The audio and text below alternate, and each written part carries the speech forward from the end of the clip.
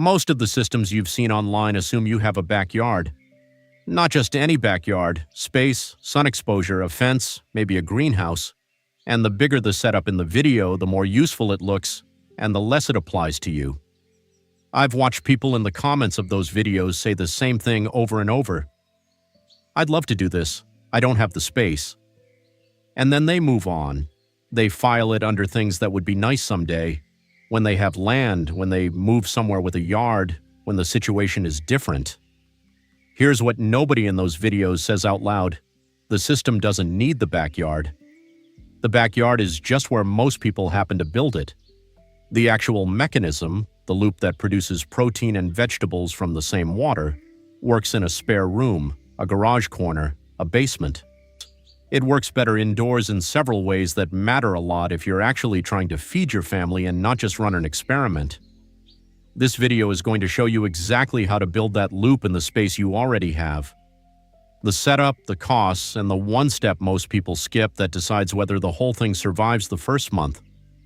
Let's start with the loop itself, because if you don't understand why it works, the setup will feel like guesswork. 3 things are alive in this system at the same time: fish, bacteria, and plants. Each one is solving a problem the other created. Fish eat, fish produce waste. That waste is primarily ammonia, and in a closed tank, ammonia accumulates until it poisons the fish. That's why conventional fish tanks smell. That's why they require constant water changes. See, the ammonia is treated like the enemy.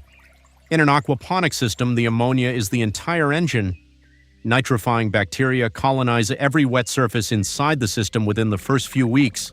They convert ammonia into nitrites, then nitrites into nitrates. Nitrates are not toxic to fish at normal concentrations, but they are exactly what plant roots need to grow. The plants absorb those nitrates directly, stripping the nitrogen from the water. The water comes out clean, it goes back to the fish. The cycle repeats, the loop doesn't stop. It doesn't need fertilizer because the fish are the fertilizer. It doesn't need soil because the bacteria are doing what soil microbes do, just faster, in water you can see. One question comes up every time someone looks at this seriously: where does the fish food come from? That input doesn't disappear. The loop isn't completely closed at that point, and any honest look at this system has to say so. What you can do over time is shrink that dependency. Duckweed grows in the same water and is one of the highest protein aquatic plants on Earth. Black soldier fly larvae raised on kitchen scraps are another feeding source.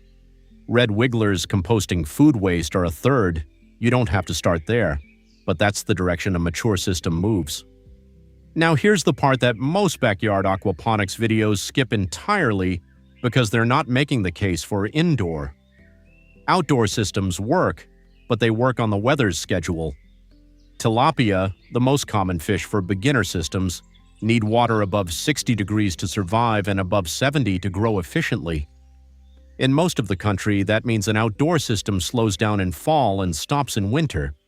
Pests that never touch an indoor setup, aphids, whiteflies, fungus gnats, are a constant management task outside. And every spring you start over. An indoor system doesn't have seasons. It produces when you feed the fish, which is every day. In January, the same as in July. That consistency is not a minor detail. Over a year, it's the difference between a system that supplements your food and one that actually contributes to it. The first time I really thought about running this indoors, the thing that stopped me wasn't the cost or the equipment. It was the idea of committing a room to something that might not work. That's a real hesitation, and it deserves a real answer. A 100-gallon tank and a 4x4 grow bed take up less floor space than most people's second couch. The room doesn't stop being a room.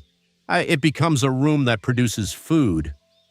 Most people who run these systems indoors say the same thing after the first harvest. They stop thinking of it as giving something up about 3 weeks in. Here's what the physical setup looks like. You need a fish tank, a grow bed, and a pump with a timer.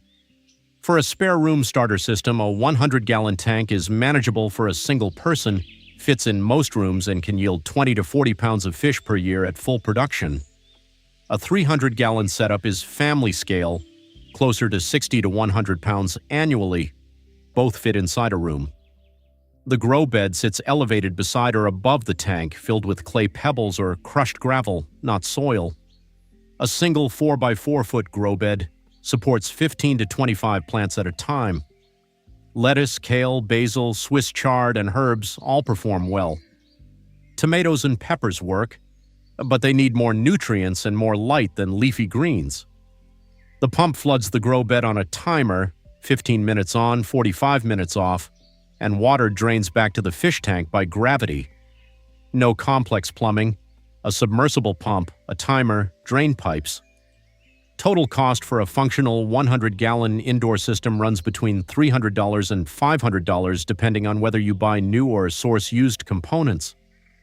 A 300-gallon setup with a commercial IBC tote kit runs $500 to $800. That's the full system, not a monthly input. 4 things kill indoor systems in the first 3 months. Adding fish before the bacterial colony is established is the most common one. You need to run the system with a small ammonia source for 2 to 4 weeks before the fish go in.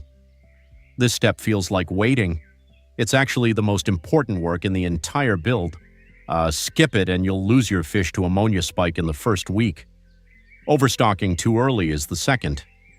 Start with half the fish density you think you can handle.